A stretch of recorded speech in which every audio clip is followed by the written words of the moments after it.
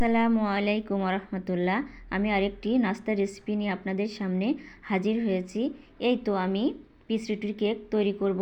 দেখতেই পাচ্ছেন এখানে আমি একটি ডিম ফেটিয়ে নিয়েছি এবং তার সাথে কিছু চিনি অ্যাড করেছি এবং সেই সাথে 1 কাপ দুধ অ্যাড করলাম। এই তো দেখতেই পাচ্ছেন একটা পিস রুটি প্যাকেট এবং কিছু পিস রুটি। এই তো আমি পিস রুটিগুলো একটা প্লেটে ঢেলে নিয়েছি এবং পাতিলে তেল অ্যাড করেছি এবং তেলটা গরম হলে আমি এখানে পিস রুটিটা আস্তে আস্তে এই যে দুধ এবং ডিমের মিশ্রণের সাথে মিশিয়ে চুলার উপরে অ্যাড করতেছি এবং আস্তে আস্তে এটা দেখতে থাকেন এটা কতটা লোভনীয় হয় এবং খেতে অনেক দুর্দান্ত।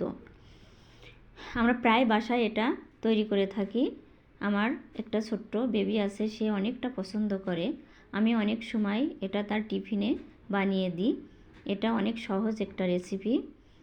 দেখেন আপনারা অনেক সহজে এটা বানাতে পারবেন এবং এখানে দুধ এবং ডিম অ্যাড করা হয়েছে এবং এটা স্বাস্থ্যের জন্য অনেকটা ভালো। বাইরের খাবার না খেয়ে বাচ্চাদের অনেক সময় টিফিনে এগুলো দেওয়া যেতে পারে। দেখতেই পাচ্ছেন অনেক সহজে এটা তৈরি হয়ে যাচ্ছে এবং অনেক অল্প সময়ের ভিতরে আপনারা তৈরি করতে পারবেন। আমি এটাকে একটু লাল লাল করে ভেজে নিই, কেননা পিস রুটি এটা হচ্ছে যখন দুধ এবং ডিমের ভিতরে ভেজানো হয় তখন নরম হয়ে যায়। আপনারা যদি চান তাহলে এটা আপনারা সাদা করে ভাজতে পারেন এবং লাল করে ভাজতে পারেন। আমি এটা আমার পছন্দ মতো করে ভেজে নিচ্ছি, আপনারা আপনাদের পছন্দ অনুযায়ী ভেজে নেবেন। এই তো এখন আমি আবার তেল অ্যাড করতেছি এবং পিস রুটিগুলো আবার দিয়ে দিচ্ছি চুলার পাতিলের উপরে। তবে যখন তেলটা শুকিয়ে আসবে তখন মাঝে মাঝে আপনারা তেল অ্যাড করবেন, কেননা তেল কম হলে পিস রুটির কেকটা দেখতেও সুন্দর লাগে না এবং খেতেও ভালো লাগে না। এজন্য আপনারা যখনই তেলটা শুকিয়ে আসবে তখনই এতে তেলটা অ্যাড করবেন। এই তো আমার পিস রুটির কেকটা প্রায় শেষের দিকে হয়ে আসছে। আমি এটাকে আবার উল্টিয়ে দিচ্ছি। দেখতেই পাচ্ছেন আপনারা কয়েকবার উল্টিয়ে দেখবেন এই পাশ ওই পাশ করে। যখন আপনাদের পছন্দ মতো হয়ে যাবে তখনই আপনারা পিস রুটির কেকগুলোকে উঠিয়ে নেবেন।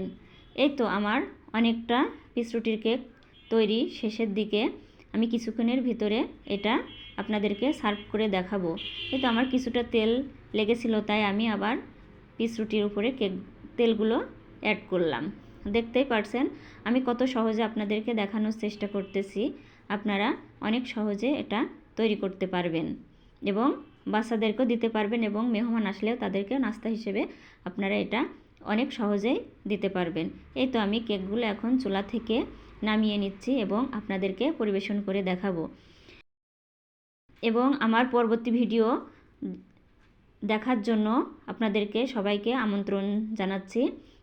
আপনারা আমার পাশে থাকবেন এবং আমাকে সহযোগিতা করবেন যাতে আমি আপনাদেরকে নতুন নতুন রেসিপি দেখাতে পারি। আসসালামু আলাইকুম রহমতুল্লাহ।